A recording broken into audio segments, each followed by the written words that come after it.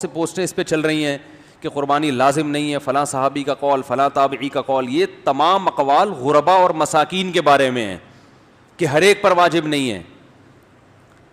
تو بہرحال اس پر تو دلائل چلتے رہتے ہیں.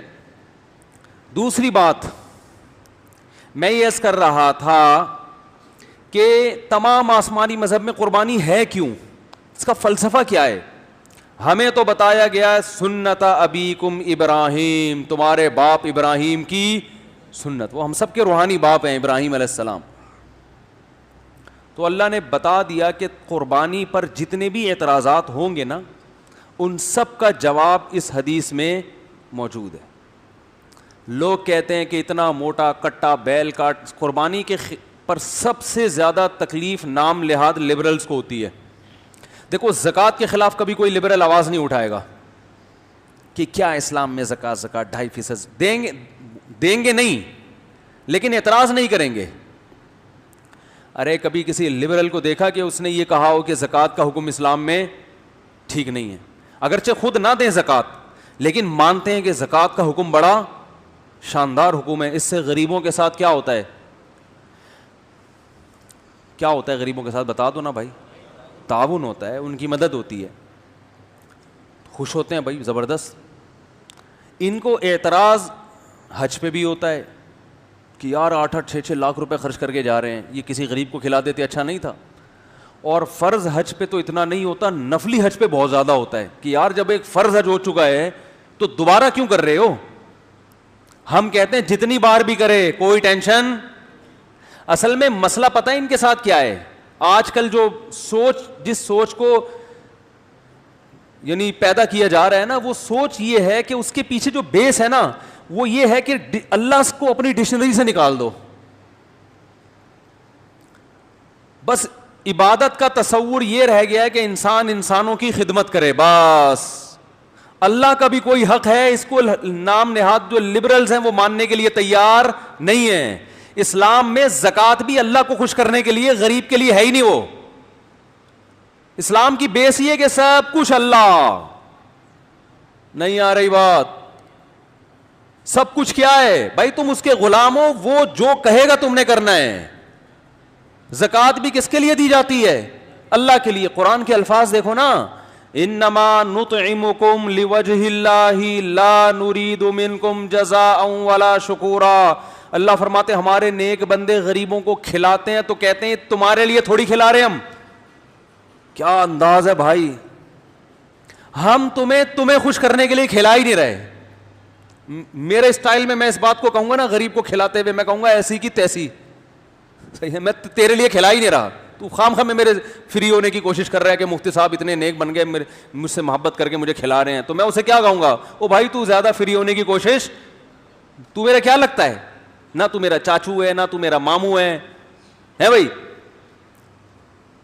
نہ کوئی سسرالی رشتہ ہے، کوئی رشتہ نہیں ہے. میں تجھے کیوں کھلاؤں؟ ہمارے پاس وہ ٹائم نہیں ہے بھائی ملاقات کا لوگوں سے، ہم تجھے کھڑے ہو کے کھانا کھلائیں. تو یہ میں قرآن کی آیت کا ترجمہ اپنے اسٹائل میں کر رہا ہوں. کہیں آیت میں جا کے دیکھ نہ لینا یہ کہاں لکھا ہوا ہے، ابے تبے کہاں لکھا ہوا ہے.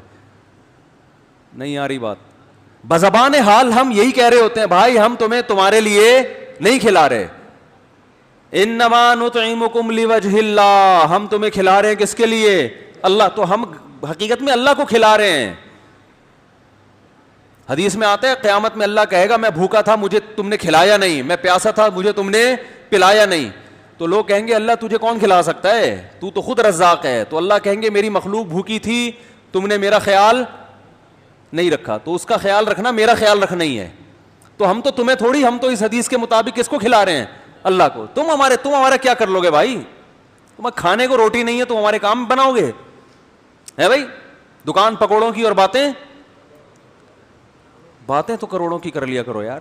دکان پکوڑوں کی اور باتیں کروڑوں کی. تو اس لیے قرآن نے کہا، یہ کہتے ہیں بھائی ہم تمہارے لیے لفٹ نہیں کرا رہے، ہم کس کے لیے؟ اللہ کے لیے. کیونکہ آخرت کا ایک دن آنے والا ہے جس پر ہماری کوتاہیوں پہ ہمیں پکڑا جائے گا. تو ابھی سے کھلا رہے ہیں، ٹھیک ہے نا، تاکہ قیامت کے دن اپنے اس عمل کا حوالہ دے کر اللہ سے کہیں اللہ تیری مخلوق محتاج تھی، ہم نے ان کا خیال کیا، آج ہم ٹینشن میں، تو ہمارا خیال کر، ہمیں اس مصیبت سے نکال. تو اسلام میں جو مخلوق کا خیال ہے وہ اصل میں ہے کس کے لیے؟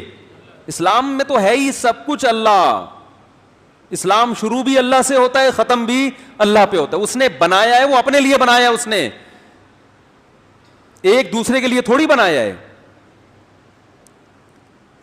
اپنے اگر ایک دوسرے کے لیے بنایا ہوتا تو ایک دوسرے سے جدا کیوں کر دیتا ہمیں؟ ارے اولاد اور ماں اور بیٹے کا، بچوں کا رشتہ کتنا قیمتی ہوتا ہے، ہمیشہ رہتا ہے. وہ بھی قبر میں اور یہ بھی قبر میں. باپ بیٹے الگ، میاں بیوی الگ، سب الگ. وَلَقَدْ جِئْتُمُونَا فُرَادَىٰ كَمَا خَلَقْنَاكُمْ أَوَّلَ مَرَّةٍ.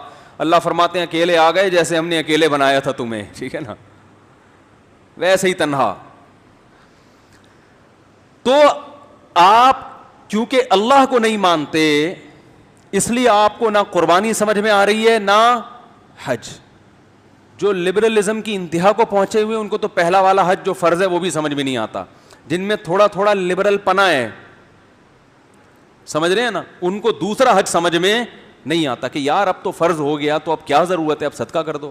ہم کہتے ہیں بھائی صدقہ بھی کرو، گنجائش اللہ نے دی ہے تو دوبارہ حج بھی کر لو. اللہ کے گھر کی زیارت معمولی چیز نہیں ہے. دیکھو آپ اپنے والدین کے ہاں پیسے خرچ کر کے جاتے ہو، آپ کے والدین گاؤں میں رہتے ہیں، آپ امریکہ سے آتے ہو، یار میں اپنے ابا کے گھر کی زیارت کروں گا، ٹھیک ٹھاک خرچہ ہوتا ہے کہ نہیں ہوتا؟ ایک دفعہ زیارت کر لیا، آپ ابا سے آ کے ملے، اب آپ کہہ رہے ہو اگلے سال بیگم سے کہہ رہے ہو میں ابا کے یہاں جاؤں گا ملنے کے لیے، بہت دن ہو گئے ابا کو نہیں دیکھا، ابا کی زیارت نہیں ہوئی ہے. بیگم کہتی ہے جتنا خرچہ، اب لبرل لوگوں کو یہاں یہ دلیلیں سمجھاؤ. کوئی ابا خود لبرل ہوں، لبرل سے مراد وہی نام نہاد لبرلز، ابا خود لبرل ہیں اور وہ نہیں مانتے کہ نفلی حج دوبارہ کیا جائے. بیٹا کہہ رہا ہے ابا میں آپ کی زیارت کے لیے امریکہ سے آنا چاہتا ہوں، تو یہ اس سے کہے کہ بیٹا جتنے پیسے آنے جانے میں لگیں گے کسی غریب کو کھلا دینا. یہاں یہ دلیل دے گا، بولے گا بیٹا بہت دن ہو گئے آپ کا تو ٹھیے ٹھکانے کا پتہ ہی نہیں ہے، یار باپ کے ساتھ ایسا سلوک کیا جاتا ہے. تو یاد رکھو جیسے والدین خوش ہوتے ہیں کہ ہمارے بچے ہمارے گھر آیا کریں جہاں ہم نے ان کو پالا پوسا ہے، تو اللہ میاں بھی چاہتے ہیں کہ میری مخلوق میرے گھر کی زیارت، بولتے کیوں نہیں بھائی، اور روکھڑا خرچ کر کے آئے. فری پھوکٹ کی زیارت اللہ کو پسند، بولو بھائی نہیں ہے، کچھ پیسے خرچ کر کے آؤ. تو جو بار بار زیارت کرے اور اچھی بات ہے بھائی، تو غریبوں کو بھی کھلاؤ، حج بھی کرو، عمرے بھی کرو، سارے شعبے زندہ کرنے ہیں. کسی ایک شعبے کی وجہ سے کسی دوسرے شعبے کا نقصان نہیں کرنا، اور یہ سب اللہ کے لیے ہو رہا ہے. تو قربانی بھی ایسے ہی ہے. لوگ کہتے ہیں اتنا کٹا ذبح کرنے کے بجائے بہتر ہے کسی غریب کو کھلا دیتے. بالکل بہتر نہیں ہے، کیونکہ قربانی کے 3 دنوں میں نبی صلی اللہ علیہ وسلم نے فرمایا کہ اللہ کو جانور کا خون بہانے سے زیادہ کوئی عمل محبوب نہیں ہے. سمجھتے ہو کہ نہیں سمجھتے؟ اللہ کہتے ہیں میرے لیے کر رہے تھے نا، تو اب یہ کام کرو. اب آپ کہہ رہے ہو نہیں وہ لاک ڈاؤن کی وجہ سے وہ بے روزگار ہے تو اس کو اتنے پیسے دے دو، اللہ خوش نہیں ہوگا. ہاں وہ غریب خوش ہو جائے گا اور کہے گا کہ بہت زبردست بھائی آپ کا قربانی کا فلسفہ کم از کم مجھے بہت پسند آیا. سمجھ رہے ہیں وہ کیا کہے گا؟ کم از کم مجھے بہت. تو اس کے ساتھ اگر تعاون کرنا ہی ہے تو قربانی کر کے گوشت دے دو اس کو، ایک تیر سے 2 شکار. یہاں ایک اور ٹیکنیکل غلطی، قربانی کے گوشت کے بارے میں کھانا ہے یا صدقہ کرنا، اس پر میں ضرور ابھی بات کروں گا، رہ نہ جائے. ایک غلطی اور، تو جیسے یہود و نصارہ ایک انتہا کی طرف گئے، وہ انتہا کیا کہ قربانی کا فلسفہ انہوں نے اپنے مذہب سے نکال دیا. قربانی سے مراد جانور ذبح کرنا، یہ انہوں نے اپنے مذہب سے کیا کر دیا؟ نکال دیا. تو ہمارے ہاں بھی دوسری انتہا پہ چلے گئے ہیں، جہاں قربانی نہیں بھی کرنی وہاں بھی، بولو نا کیا ہو گیا؟ یہ جملہ مکمل کرنا کوئی مشکل ہے؟ وہاں بھی قربانی کر رہے ہیں. جانور کاٹنا بقرعید کے 3 دنوں میں عبادت ہے، اس کے علاوہ نہیں. صدقے کے بکرے کا اسلام میں کوئی تصور نہیں ہے. ایک اسٹیٹ ایجنٹ کا فون آیا کہ ہم لوگ جب نیا پلاٹ خرید کے مکان بناتے ہیں نا بیچنے کے لیے, تو مکان کی پہلے جانور ذبح کرتے ہیں, بکرے وکرے کٹتے ہیں, ان کا خون گراتے ہیں, اس میں برکت ہوتی ہے, بلائیں ٹلتی ہیں, ریٹ نیچے نہیں آتے. میں نے کہا بالکل حرام ہے, بالکل کیا ہے, بدعت. اس نے کہا اگر خون بنیادوں میں نہ گرائیں ویسے ہی بکرا کاٹ کے صدقہ کر دیں. بولو بھائی, یہ بھی نہیں, بکرے کی بددعائیں لگنے کے علاوہ کچھ بھی حاصل نہیں ہو. تو کہہ رہے ہیں کیا صدقہ اسلام میں ٹھیک نہیں ہے؟ میں نے کہا بھائی صدقے کا بنیادی مقصد ہے غریب کے ساتھ تعاون, وہ بکرا کاٹنے میں نہیں ہے, وہ بکرے کے پیسے دینے میں ہے. راشن ڈلوا دو اس کے گھر میں, پیسے دے دو, بکرے کو کیوں کاٹ رہے ہو؟ نہیں آ رہی بات؟ اب دیکھ لو نا صدقے کے بکرے کے نام پہ میرا کلپ ہے, پورے دلائل اس میں ہے, صدقے کا بکرا پورے دلائل اس میں ہے. جانور کاٹنا 3 موقع پر ہے اسلام میں, خوب سمجھ لو. ایک بقرعید میں, ایک حج میں جو دم واجب ہوتا ہے, وہ صدقہ کرنے سے کافی نہیں ہوتا, وہاں بکرا ہی کاٹنا پڑے گا, دمبا بکرا یا گائے یا اونٹ. تیسرا عقیقے میں, سمجھتے ہو کہ نہیں سمجھتے ہو؟ بچہ پیدا ہوا, فیملی پلاننگ والوں کو بہت تکلیف ہوئی, اللہ کہتے ہیں 2 بکرے کاٹ کے بتا دو کہ ہمیں تکلیف نہیں ہو رہی, ہمیں کیا ہو رہی ہے, خوشی ہو رہی ہے. یہ فلسفہ کا بنیادی مقصد یہ ہے, کیونکہ خوشی پہ بکرے کاٹے جاتے ہیں نا. آپ کہہ سکتے ہیں حج میں دم واجب ہوتا ہے, وہ بھی تو ایک سزا کے طور پہ واجب ہوتا ہے, وہاں بھی بکرا کٹتا ہے. تو یاد رکھو جو سزا کے طور پہ بکرا کٹتا ہے اس کا گوشت حلال نہیں ہوتا, گوشت صدقہ کرنا پڑتا ہے. سمجھتے ہو؟ جبکہ عقیقے کا گوشت پورا خود بھی کھا سکتے ہیں. اس کا مطلب یہ سزا کے طور پہ نہیں ہے, یہ شکرانے کے طور پر ہے. تو 18واں بچہ بھی اگر آپ کے ہاں پیدا ہو جائے تو اسلام آپ کو دوبارہ سے 2 بکرے کاٹنے کا حکم دے کے یہ بتا رہا ہے کہ 18ویں پہ بھی ہمیں ندامت نہیں ہے. 18ویں ترمیم پہ تو ندامت ہو سکتی ہے بعض لوگوں کو, لیکن 18ویں بچے پہ نہیں ہے, خوشی ہے. کیونکہ اسلام اولاد کی کثرت پہ بہت حریص ہے, نسل بڑھانے پر بہت حریص ہے. اسلام نے ہر بچے پہ 2 بکرے رکھ دیے. سمجھتے ہو کہ نہیں سمجھتے؟ 2 بکرے یا 2 دمبے یا گائے کے 2 حصے. تو پہلا مسئلہ کیا ہوا کہ ایک انتہا یہ ہے کہ بقرعید کے 3 دنوں میں خون بہانا سنت ہے, 4تھے دن میں, 5ویں دن میں, 6ٹھے دن میں نہیں. علماء نے بیان کیا آپ گائے لے کر آئے, آپ نے ذبح کرنی تھی, گائے بھاگ گئی, 3 دن تک تلاش کرتے رہے, 4تھے دن پکڑائی میں آئی ہے, اب نہیں کٹے گی وہ, اب ٹائم بولو بھائی گزر گیا. اب آپ پوری گائے کسی کو صدقہ کر دیں یا گائے کی قیمت صدقہ کر دیں اور گائے پال لیں. گائے پال کے پھر آپ کھانا چاہیں تو کاٹ کے کھا بھی سکتے ہیں, پالنا چاہیں تو پال بھی سکتے ہیں, کسی کو پہنانا چاہیں تو بولو بھائی پہنا بھی سکتے, پہنا دیتے ہیں لوگ, قربانی کے پورے جانور پہنا دیتے ہیں. تو ایک انتہا کیا ہوئی ہے کہ جہاں قربانی نہیں ہے وہاں بھی قربانی, کالی مرغی, پیلی مرغی, مرغی ذبح کرو, صدقہ نکالو مرغی کا. اور نہیں بھائی, ہاں کسی غریب کو دل ہی گوشت کھانے کا چاہ رہا ہے, وہ کہہ رہا ہے مجھے راشن کی ضرورت نہیں ہے, مجھے نہ آٹے کی ضرورت نہ دال کی ضرورت, میرا بکرا کھانے کا دل چاہ رہا ہے, مجھے بکرا صدقہ کر دو. تو پہلے تو 2 تھپڑ لگاؤ اس غریب کو, کمبخت بکرے تو ڈیفینس میں کھانا مشکل ہو گیا ہے, ہیں تو غریب ہے, تیرے بکرے کھانے کا. غریب آدمی ہمیشہ راشن کو بکرے پر ترجیح دے گا, وہ کہے گا جتنے کا بکرا آتا ہے پورے مہینے کا راشن آ جائے گا, بکرا تو 2 دن میں ختم ہو جائے گا. لیکن پھر بھی چلو اگر کوئی غریب کہتا ہے نہیں جی میں نے زندگی میں کبھی بکرا نہیں کھایا, میں راشن ڈالنے والے تو بہت ہیں, اللہ کا واسطہ مجھے ایک بکرا خرید کے کاٹ کے دے دو, میں اس کا گوشت کھاؤں گا, تو پھر ٹھیک ہے. کیونکہ یہاں بکرا مقصود نہیں ہے, کیا مقصد ہے؟ گوشت. بکرا کاٹنا مقصد نہیں, بلکہ اس میں بھی قصائی سے گوشت خرید کے دے دو. 2 فائدے ہوں گے, ایک تو گوشت سستا ملے گا, نمبر 2 اس کی مرضی کا ملے گا. ہاں بھائی تجھے چانپیں چاہیے چانپیں مل جائیں گی. ویسے تو اس غریب کو تھپڑ دوبارہ مارنے کا دل چاہ رہا ہے کہ نہیں چاہ رہا؟ اندازہ لگاؤ یار, چانپیں چاہیے اس کو, پٹ کا گوشت چاہیے, ران کا گوشت چاہیے. لیکن چلو ہوتا ہے یار, بعض دفعہ غریب آدمی کا بھی دل تو اس کے سینے میں بھی ہے نا, کہہ رہا ہے یار مجھے نہیں چاہیے راشن, آج مفتی صاحب مجھے کیا کھلا دو, بکرا کھلا دو.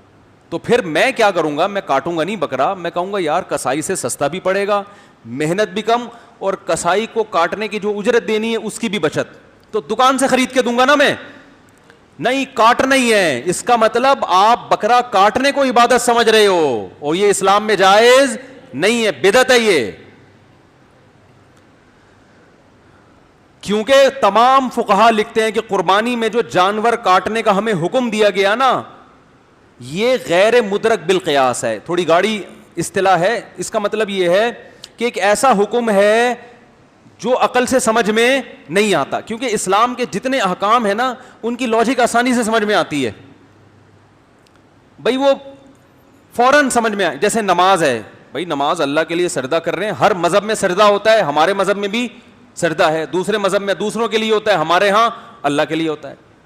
روزہ سمجھ میں آتا ہے بھائی, خواہشات کو کیا کر رہے ہو, کنٹرول, برداشت کر رہے ہو, تو اس سے کنٹرولنگ پاور بڑھتی ہے. حج بھی سمجھ میں آتا ہے کہ بھائی گئے اللہ کے گرد, اللہ کے گھر میں دیوانوں کی طرح گھوم رہے ہیں, لیکن ادھر سے جانور کاٹو, اس بیچارے نے کوئی غلطی نہیں کی, کوئی گناہ نہیں کیا. لوگ مجھ سے کہتے ہیں حاملہ گائے کی قربانی جائز ہے, ہم کہتے ہیں بھائی بہتر تو نہیں ہے لیکن جائز ہے. کہتے ہیں اس معصوم بچے کا کیا قصور ہے, لوگ کہتے ہیں. میں کہتا ہوں اس کی ماں نے کون سے کوئی کبیرہ گناہ کیے ہیں بھائی, ہیں اس پہ کوئی تہمتیں لگی ہوئی ہیں جو اس کو کاٹ رہے ہو, تو معصوم تو اس کی ماں بھی ہے اور اس کا, دونوں ہی معصوم ہیں. تو سوال یہی پیدا ہوتا ہے بھائی یہ معصوم جانور ہیں اتنے بیچارے کہ پورے سال تو ایسے ان کی کھلائی پلائی ہو رہی تھی کہ جیسے اپنے اولادوں سے بڑھ کے پالا جاتا ہے ان کو. اور یوٹیوب پہ آ رہے ہیں انٹرویو, جو تاجر ہیں وہ جو پالتے ہیں کہتے ہیں بھائی ہم نے اپنے بچوں سے بڑھ کے اس کٹے کو پالا ہے, کہتے ہیں نا وہ, تو ایسے پال پال کے مسٹنڈے بنا دیا ہو ایسی ان کی, پھر ایک دم کیا کر دیا, کاٹ دیا. تو یہ ایسا حکم ہے جو بظاہر جس کی کوئی لاجک بولو بھائی نہیں ہے. فقہا کہتے ہیں ایسے احکام جو بظاہر اللاجیکل ہیں, بظاہر اس لیے کہہ رہا ہوں کہ اسلام کا کوئی حکم اللاجیکل نہیں ہوتا, اس میں حکمتیں چھپی ہوئی ہوتی ہیں, لیکن بظاہر یہ کچھ سمجھ میں آنے والا کام نہیں ہے. بظاہر اس میں جانوروں کا بھی نقصان اور انسانوں کا بھی نقصان ہے. انسانوں کا نقصان ایسے ہے کہ انسان کی بنیادی ضرورت ہے خوراک, اور خوراک میں سب سے بہتر خوراک گوشت ہے, اور گوشت میں سب سے بہتر گوشت ان چار جانوروں کا پوری دنیا میں سمجھا جاتا ہے. تو یہ انسان کی بیسک ضرورت کو آپ جو ایک اسٹاک تھی پورے سال استعمال ہو سکتی تھی آرام آرام سے, آپ 3 دن میں کروڑوں کی تعداد میں کاٹ کے وہ مال کیا کر دیتے ہیں, ضائع. آپ کہہ سکتے ہیں ہم تو ٹھکانے لگاتے ہیں, بھائی جتنا بھی ٹھکانے لگائیں اس طرح اگر پورے سال اسٹاک کر کے ان کو استعمال کیا جائے تو جس طرح سے ڈسٹریبیوشن ہوگی نا ایک اعتدال کے ساتھ, تو وہ ڈسٹریبیوشن 3 دن میں نہیں ہوتی. یعنی اگر کسی ماہر معیشت سے پوچھیں, آپ اکنامکس کے ماہر سے پوچھیں تو وہ کہے گا کہ اکنامکلی یہ نقصان دہ ہے. سمجھ میں نہیں آ رہی بات بھائی, اکنامکلی کیا ہے یہ, یار مجھے ایک بات بتاؤ نا, آپ 10 کلو گوشت لے کر آ کے فریز کر دیا آپ نے, تو آپ بیگم سے بولو گے نا روزانہ تھوڑا تھوڑا اس میں سے پکاتی رہو اور فریز کر دو, یا ایک بکرا لا کے کاٹو گے تو آپ کیا کہو گے کہ بھائی اس کو کیا کرو, تھوڑا تھوڑا کر کے استعمال کرو تاکہ روزانہ ہم کھائیں. بیگم نے 10 کلو گوشت ایک دن میں ہی نکال دیا فریج سے, تو آپ کتنا کھا لو گے, جتنا بھی کھاؤ گے, کچھ کھاؤ گے, کچھ صدقہ کرو گے, اور کچھ غریب بھی 3 دن میں اتنا کھا لے گا نا, صدقے کی بھی اتنا قربانی کھا لیتا ہے غریب آدمی بھی, کہ وہ بھی پورے سال اسٹاک نہیں کر سکتا. تو اکنامکلی اس کا فلسفہ سمجھ میں آنے والا نہیں ہے. اور دوسرا بظاہر ظلم ہے جانور پہ, بظاہر اچھا والا کٹا بکرا پالا, کوئی جرم نہیں کیا, کسی کو ٹکر نہیں ماری اس نے, کسی کی گھنٹی بجا کے نہیں بھاگا, اس سے زیادہ تو ہمارے اپنے بچے شرارتی ہوتے ہیں نا. اتنا کچھ بیچارہ معصوم کیا کر دیا آپ نے, کاٹ. چلو اسلام یہ کہتا کہ معذور جانوروں کو کاٹ دو, ہم کہتے یار یہ تو ویسے بھی لنگڑے لولے, بڑی ان کو پالنا مشکل ہو رہا تھا تو ہم ان کو کاٹ دیتے ہیں. تو سمجھ میں آتی نا بات. اسلام نے کہا جو لنگڑا ہے وہ بولو بھائی نہیں چلے گا, نہیں یار. فقہا نے لکھا ہے جس جانور جو خوبصورت جانور ہو اس کی قربانی زیادہ بہتر ہے.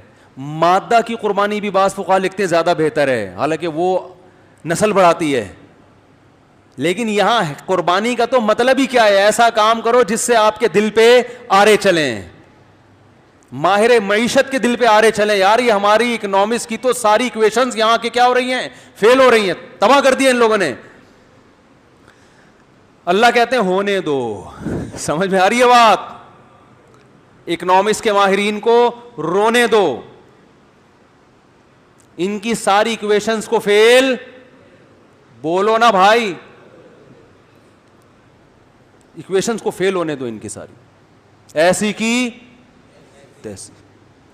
تو اللہ ایسا حکم کیوں کروا رہا ہے؟ اچھے بھلے کٹے پلے پلائے, کوئی انڈیا سے اسمگل ہو رہے ہیں, وہ کہاں کہاں سے آ رہے ہیں, اور ایک دن میں کاٹ پیٹ کے چانپے الگ, سری پائے الگ, کیا ہو رہا ہے یہ؟ اللہ کہتے ہیں میں کیا ہوں؟ خدا. گاڈ جب کوئی حکم دیتا ہے تو اس کے ذمے یہ نہیں ہے کہ ہر چیز کی لاجک بیٹھ کے بیان کرے وہ. تو میں خدا کس بات کا ہوا بھائی پھر؟ تو ہم جو 3 دن قربانی کرتے ہیں کیوں کرتے ہیں؟ کوئی ہندو پوچھے یار اس جانور نے کیا بگاڑا ہے, آپ بولو بھائی اس جانور نے نہیں بگاڑا, لیکن اس جانور کو پیدا کس نے کیا ہے؟ اللہ نے. اسی اللہ کا حکم ہے اس کو کاٹ ڈالو. وہ کہے گا میری سمجھ میں نہیں آتا, تو آپ اس سے کہیں اس لیے نہیں آتا کہ تمہاری سمجھ میں اللہ ہی نہیں آ رہا ہے. جو اللہ نہیں ہے وہ تمہاری سمجھ میں آ رہے ہیں, جو اتنے پتھر کے بنے ہوئے بت ہیں, جو حقیقی خدا ہے وہ سمجھ میں نہیں آ رہا. دیکھو میں لوگوں سے کہتا ہوں نا, ابا اگر کوئی آرڈر دیں, ہمارے ایک استاذ تھے, ان کے والد صاحب تھے کیا ہیں, تو ہمیشہ میں ان کو تھے کر دیتا ہوں, ہیں ابھی بھی الحمدللہ, یعنی واقعہ پرانا ہے نا تو اس حوالے سے تھے. ان کے والد صاحب جب انہیں کوئی حکم دیتے, وہ دیہاتی والد تھے, عجیب عجیب سے حکم بھی دیتے تھے جو سمجھ میں آنے والے نہیں ہوتے. ہم کہتے ہیں یار یہ کیا کہہ دیا انہوں نے, اب آپ کر رہے ہیں. تو انہوں نے کہا بھائی میں یہ نہیں دیکھتا کہ یہ حکم کیا ہے, میں یہ دیکھتا ہوں دینے والا کون ہے. ابا نے حکم دیا ہے تو بے شک سمجھ میں نہ آئے, تو ابا کا حکم اگر سمجھ کے عمل کرنا ہے تو ابا میں اور دوست میں کوئی فرق ہوا؟ ابا میں اور باس میں کوئی فرق ہوا؟ ابا نے کہا 20 انڈے لے آ. اب آپ ابا سے, جو لڑکے بحث کر رہے ہیں, ابا 20 افراد گھر میں نہیں ہیں, 20 انڈے کا کرنا کیا ہے ہم نے ہیں؟ ابا پھر دوسری دفعہ بولیں گے بھائی تیرے کو بولا ہے کہ 20 انڈے لے آ. بچے لڑ رہے ہوتے ہیں نا, ابو 20 انڈوں کا کیا کرنا ہے, 10 بہت ہیں. تو تیسری دفعہ میں ابا کیا بولے گا؟ باپ تو ہے یا میں ہوں؟ جو تجھے بولا ہے نا کر, چماٹ آئے گا ورنہ. تو باپ جو ہے نا, باپ یا ماں یا گھر کے جو بڑے ہیں, ان کو فالو اس لیے نہیں کیا جاتا کہ ان کا حکم سمجھ میں آ رہا ہے, ویل ڈن ابا نے آج بڑا شاندار آرڈر کیا ہے, بالکل سمجھ میں آ رہا ہے. بھائی آرڈر ابا نے کیا ہے ایسی کی تیسی, جو مطلب وہ اس کا ہمیں کیا ہے یار, نہیں کروں گا تو ناراض ہو جائیں گے. تو ناراضی سے بچانے کے لیے اس کو 20 انڈوں کی مثال مزیدار نہیں ہے, ٹھیک ہے نا, 20 وہ اب مثال میں اچھی سوچوں گا تو ٹائم اسی میں پورا ہو جائے گا. مقصد تو سمجھ میں آ گیا نا کیا کہہ رہا ہوں میں, تو وہ لاجک نہیں. تو بھائی اللہ کا مقام ابا سے تو زیادہ ہے نا. اور قربانی سنت ہے ابراہیم علیہ السلام کی, اس میں اللہ نے بتا دیا کہ ابراہیم علیہ السلام کو تو اس سے بھی زیادہ عجیب بات کا حکم دیا تھا. تم کہہ رہے ہو معصوم گائے نے کیا بگاڑا ہے جو ہم اس کو ذبح کر رہے ہیں, وہ معصوم بچے اسماعیل علیہ السلام نے کیا بگاڑا تھا جن کو ابراہیم علیہ السلام ذبح کر رہے تھے؟ کیا ہو گیا بھائی, سمجھ میں نہیں آ رہا؟ قرآن میں ہے نا کہ ابراہیم علیہ السلام کو ہم نے حکم دیا کہ اپنے بیٹے کو ذبح کرو. 7 سال کا معصوم بچہ, اور دعاؤں سے ملا, بشارتوں سے ملا. وہ ابراہیم علیہ السلام کہہ سکتے تھے اللہ جب تو نے ذبح ہی کروانا تھا تو دیا کیوں؟ آپ کسی کو گفٹ دیں, موبائل ڈبہ پیک, اور گفٹ بھی آپ دیں کہ بھائی یہ گفٹ برائے گفٹ نہیں ہے, تمہاری حسن کارکردگی سے متاثر ہو کر یہ آئی فون آپ کو میں دے رہا ہوں, تو وہ گفٹ کی اور ویلیو ہے کہ آپ کی کارکردگی سے باس کیا ہوا ہے, متاثر, کہ یہ ڈبہ پیک آئی فون آپ کے لیے. 3 دن کے بعد وہ کہتا ہے یار واپس کر دو. تو آپ کہیں گے سر یا تو دیتے نہیں, دیا ہے تو واپس لینا غیر اخلاقی حرکت ہے, کہیں گے نا. اللہ نے ابراہیم علیہ السلام کو بیٹا دیا اسماعیل, ان کی قربانیوں کے صلے میں, کہ آپ کو اللہ نے بہت آزمایا. اللہ نے کہا گفٹ دوں گا اسماعیل. 7 سال کا بچہ جو انگلی پکڑ کے باپ کے ساتھ چلنے کے قابل ہوا. اس سے پہلے تو ماں کی کسٹڈی میں ہوتا ہے نا, 7 سال میں کہاں آتا ہے, باپ سے لگاؤ اس کا بڑھتا ہے. اور اللہ حکم دے رہے ہیں کہ اس کو کیا کر دو, کاٹ ڈال. تو آج کے لبرلز ہوتے, شیطان اس وقت آئے ابراہیم علیہ السلام کو مینا میں ورغلانے کے لیے. تو یہ جتنے نام لحاظ لبرلز ہیں ان کے تانے وانے کس سے ملتے ہیں؟ شیطان سے ملتے. شیطان نے آ کے, جو ہم کنکریاں مارتے ہیں نا مینا میں, بڑے شیطان, چھوٹے شیطان, درمیانہ شیطان, وہ شیطان وہاں ہے نہیں. وہاں شیطان 3 جگہوں پہ آیا تھا حضرت ابراہیم علیہ السلام کو بہکانے کے لیے. تو ابراہیم علیہ السلام نے وہاں شیطان کو کیا ماری تھیں؟ کنکریاں, تاکہ اس کے شر سے میں بچ جاؤں. تو اللہ کو ابراہیم علیہ السلام کا یہ عمل اتنا پسند آیا کہ حاجیوں کو حکم دیا جب بھی یہاں جاؤ تو کنکریاں مارو. حالانکہ وہاں شیطان ہے نہیں ابھی. تو وہاں پر حکومت سعودیہ نے 3 ستون بنا دیے نشانی کے طور پر, تاکہ وہ جگہ یعنی ضائع نہ ہو جائے نا, ایسا نہ ہو بھول جائیں کہ وہ جگہ کہاں گئی. اب مجھے ایک بات بتاؤ, شیطان جب ابراہیم علیہ السلام کے پاس آیا اور کیا ورغلانے لگا کہ اپنے معصوم بچے کو ذبح کرنے کے لیے کیوں لے کے جا رہے ہو؟ مینا میں حکم تھا نا جا کے ذبح کر دو اس کو, بچہ بھی ریڈی. تو ابراہیم علیہ السلام نے وہاں شیطان کے ساتھ دلائل سے مقابلہ, بولو نا, نہیں کیا. ہر بات میں لوگوں سے الجھا نہیں جاتا, اس سے نقصان ہوتا ہے. جب اللہ کا حکم آ گیا, عقل سے سمجھ میں آئے یا نہ آئے, بھائی اللہ کا حکم ہے, اس میں تو دلیل پوچھنا بھی کفر ہے. اللہ بولے گا تو مجھ سے زیادہ سمجھدار ہو گیا, مجھ سے پوچھ رہے کیوں آرڈر دیا میں نے, مجھ سے آگے جانے کی کوشش کر رہا ہے. ان جانوروں کو تو نے پیدا کیا جو تو کہہ رہا ہے کہ اللہ میں کیسے کاٹوں ان کو. تو اللہ تعالیٰ نے, وہ شیطان جب آیا تو ابراہیم علیہ السلام نے شیطان کو کنکریاں ماری, یہ بتانے کے لیے کہ میں دلائل سے مقابلہ نہیں کروں گا تجھ سے. تو ایسا نہ ہو کہ میرے دل میں وسوسے پیدا کر دے, تیرے دلائل اگر میں نے سنے وسوسے آ گئے, ایسا نہ ہو کہ اللہ کے حکم سے پیچھے ہٹ جاؤں میں. تو اٹھا کے مارو اس کو, سالے کو. کوئی سالہ بیٹھا ہوا ہو تو معذرت بھائی. تو میرا نہیں, ہر آدمی ایک دوسرے کا سالہ ہو سکتا ہے نا, کوئی بھی کسی کا سالہ ہو سکتا ہے. تو یہ سالہ اس معنی میں نہیں ہے, کسی اور معنی میں. وہ جو ہے نا بیوی کے بھائی کو برادر نسبتی کہا کریں, کتنا اچھا لفظ ہے, یا بردر ان لا کہہ دیا کریں. سالے کا لفظ آج کل یہ ہندو کلچر میں چونکہ سالے کی کوئی ویلیو تھی نہیں, اسلام میں تو بڑی اہمیت ہے نا. نبی صلی اللہ علیہ وسلم فرمائے سب سے زیادہ لائق احترام وہ ہے جس کی بہن یا بیٹی تمہارے نکاح میں ہے. تو اسلام میں تو یہ رشتہ بڑا مقدس ہے نا. تو ہندوؤں میں اتنا مقدس نہیں ہے. تو وہی بہت سی چیزیں ہمارے یہاں کس سے آ گئی ہیں؟ ہندوؤں سے آئی ہیں. تو ابراہیم علیہ السلام نے کنکریاں ماری. تو آپ پر بھی کوئی اعتراض کیا کرے کہ یار اتنا موٹا کٹا جانور لا کے ذبح کرنے کی کیا ضرورت ہے, لاک ڈاؤن میں اگر کوئی بیچارہ محتاج ہے تو اس کو کھلا دو. تو آپ نے کیا کرنا ہے, اٹھا کے ابراہیم علیہ السلام کی سنت اپنی ذمہ داری پہ پوری کرنی. اپنی ذمہ داری اس لیے کہہ رہا ہوں کہ ابراہیم علیہ السلام نے جب شیطان کو مارا تھا تو شیطان نے نہیں مارا, کیونکہ وہ اللہ نے وہاں ابراہیم علیہ السلام کی مدد کی, جبکہ آپ کی مدد کا اللہ نے وعدہ نہیں کیا. آپ کنکری ماریں گے, پوری اینٹ اٹھا کے آپ کا سر پھاڑ سکتا ہے وہ, صحیح نا. تو اس لیے کہہ رہا ہوں سنت یہی ہے کہ جیسے ابراہیم علیہ السلام نے شیطان کو کنکری ماری کہ قربانی سے روک رہا تھا, تو جو نام لحاظ لبرلز آپ کو قربانی کے خلاف ورغلاتے ہیں, تو آپ نے بھی کیا کرنا ہے, جب آفس میں اس قسم کی بحث ہو رہی ہو تو آپ بھی کوئی ہلکی سی چیز اٹھا کے جو افورڈ کر سکیں کہ اگر ری ایکشن کے طور پہ آپ کو ماری گئی تو آپ برداشت کر لیں گے. دیکھیں ایک مسئلہ خوب اچھی طرح سے سمجھیں, اس کو اگر بند کر دیں تو ثواب ملے گا. قصائی حضرات جانور ذبح سنت کے مطابق آج کل نہیں کرتے, سمجھ رہے ہیں؟ جانور ذبح کرنے کا طریقہ یہ ہے کہ اس پہ جب چھری چلائیں تو اس کی 4 رگیں کٹتی ہیں, ایک کھانے کی نالی, ایک سانس کی نالی اور 2 خون کی نالیاں ہوتی ہیں. یہ کٹتی ہیں تو خون پریشر کے ساتھ نکلنا شروع. اس کے بعد جانور کو چھوڑ دیں, وہ بڑے آرام سے کٹ جاتی ہیں, ایسے کریں گے کٹ جائیں گی.